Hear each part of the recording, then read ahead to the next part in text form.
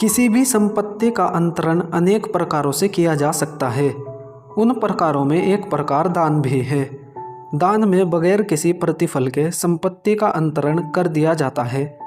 ऐसे व्यवहार में जो दस्तावेज तैयार होता है उसे दान पत्र कहा जाता है।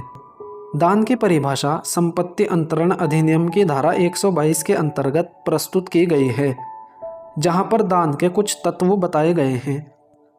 दान में पक्षकारों का सक्षम होना आवश्यक होता है। पक्षकारों का सक्षम होना संविदा अधिनियम के अंतर्गत माना जाता है। संविदा अधिनियम में कोई व्यक्ति संविदा करने हेतु कब सक्षम होता है इसका उल्लेख किया गया है। जैसे कोई व्यक्ति पागल ना हो, दिवालिया ना हो और बालिग हो गया हो, तब उसे सक्षम पक्षकार माना जाता है। दान के लिए ऐसे ही सक्षम पक्षकारों की ज़रूरत होती है। अगर कोई नाबालिग पक्षकार है तब उसकी ओर से दान लेने और देने का कार्य उसके संरक्षक द्वारा किया जाता है।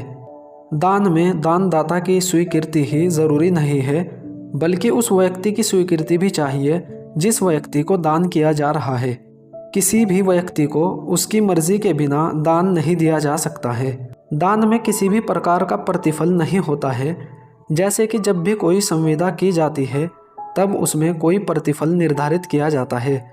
दान में प्रतिफल की ज़रूरत नहीं होती, वहाँ प्रतिफल होता भी नहीं है, क्योंकि दान को ऐसा माना जाता है कि वह प्राकृतिक प्रेम और स्नेह में दिया जाता है, इसलिए वहाँ कोई प्रतिफल नहीं होता है।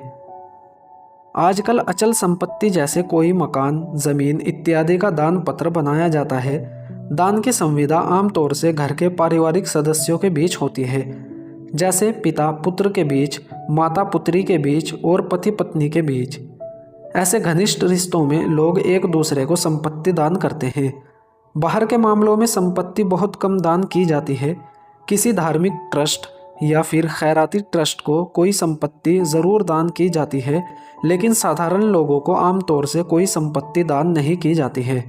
जब घर के सदस्य एक दूसरे को कोई संपत्ति दान करते हैं तब उन्हें ऐसी संविदा में बहुत कम स्टाम्प ड्यूटी देनी होती है। संपत्ति का रजिस्ट्रेशन भी हो जाता है। जैसे कि एक पिता अपने नाम पर रजिस्टर्ड कोई मकान अपने बेटे को देना चाहता है, तब पिता दान पत्र को उपपंजीयक के कार्यालय में रजिस्टर करवा सकता है। ऐसे रजिस्ट्रेशन पर बहुत कम स्टाम्प ड्यूटी लगती है, क्योंकि इन व्यवहारों में किसी भी प्रकार का धन का लेन देन नहीं होता है।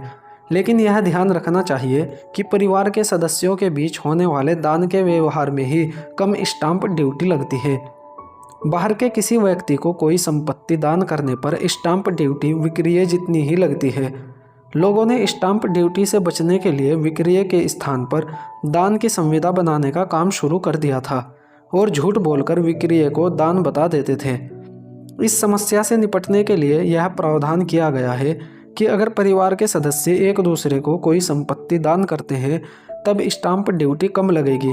यदि बाहर के किसी व्यक्ति को कोई संपत्ति दान की जाएगी तब उसके रजिस्ट्रेशन में विक्रय जितनी ही स्टाम्प ड्यूटी लगेगी।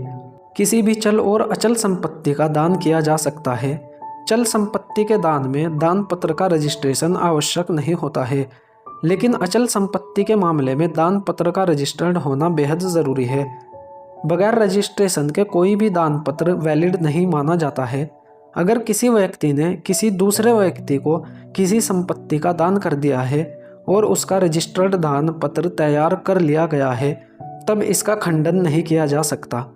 अब दान देने वाला व्यक्ति किसी भी स्थिति में संपत्ति को वापस प्राप्त नहीं कर सकता है। वसीयत की तरह दान का खंडन नहीं किया जा सकता है। वसीयत का कोई भी व्यक्ति बार बार खंडन कर सकता है, जबकि दान का खंडन नहीं होता है। एक बार यदि दान लिख दिया गया तब वह दान सदा सदा के लिए माना जाएगा। कोई भी भार युक्त संपत्ति जिस पर किसी प्रकार का कोई कर्ज है, कोई योजना है, ऐसी संपत्ति का दान नहीं किया जा सकता। पहले उस संपत्ति का कर्ज चुकाया जाएगा, फिर उस संपत्ति का दान किया जाएगा। अगर संपत्ति पर कोई भार है और उसका दान कर दिया जाता है तब ऐसा दान अवैध माना जाएगा। दान पत्र में दाता के संबंध में संपूर्ण जानकारी, जैसे उसका नाम, पता आदि, उस संपत्ति का उल्लेख जिसे दान किया जाना है, यह संपत्ति दाता को कहां से प्राप्त हुई है इसकी पूरी जानकारी, जिस व्यक्ति को संपत्ति दान की जा रही है उस व्यक्ति की संपूर्ण जानकारी और इसी के साथ दोनों की स्वतंत्र सहमति का उल्लेख दान पत्र में किया जाना चाहिए। ऐसे दान पत्र को रजिस्टर करवाने के लिए जिस जिले में संपत्ति स्थित है वहां के उपपंजीयक कार्यालय में प्रस्तुत किया जा सकता है।